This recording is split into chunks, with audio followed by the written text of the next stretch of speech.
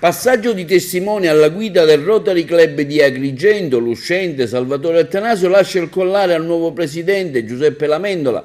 La cerimonia si è svolta domenica scorsa presso il Madison di Realmonte.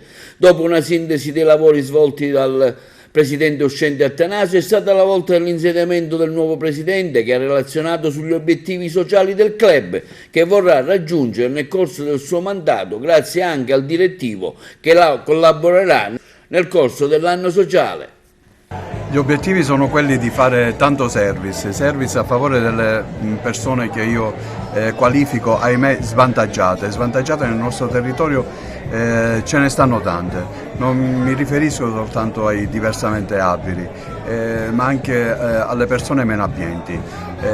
Quindi ci saranno non soltanto dei caminetti per portare così a conoscenza la collettività di queste problematiche, ma faremo anche delle attività concrete per poter dare soddisfazione a queste persone, ai meno abbienti, con raccolte alimentari, con degli eventi anche teatrali di raccolta di beneficenza, e lo stesso faremo per i disabili. Regaleremo loro sedie job, ombrelloni, sedie sdraio per l'estate, metteremo a loro disposizione anche un istruttore, un bagnino istruttore. Poi cos'altro?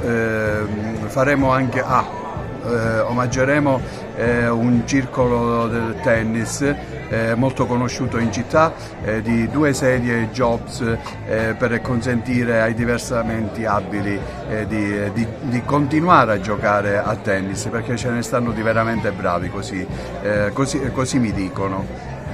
Tante poi saranno le occasioni per portare i progetti distrettuali del nostro governatore nelle scuole.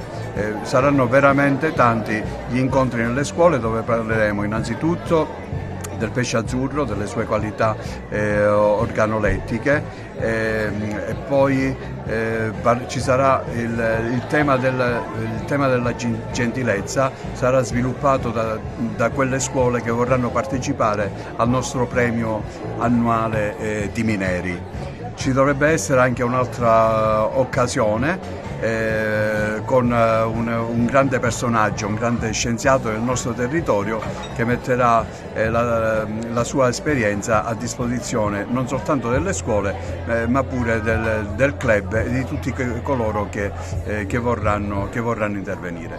Un'altra cosa che ho a cuore, perché molti sanno che la mia vera passione è la musica, è quella di dare il giusto merito a un personaggio agrigentino che ha avuto un seguito anche a livello nazionale, che probabilmente non è stato la cui valenza, soprattutto nella nostra città, forse non è stata pienamente ancora riconosciuta.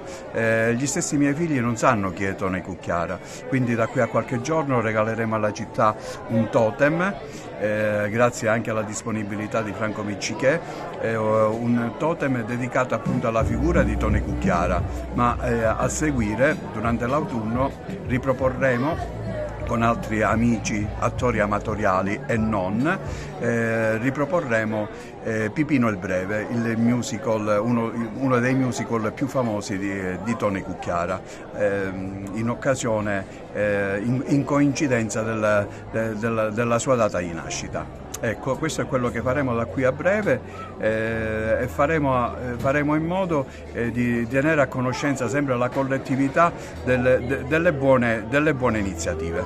Ecco, grazie.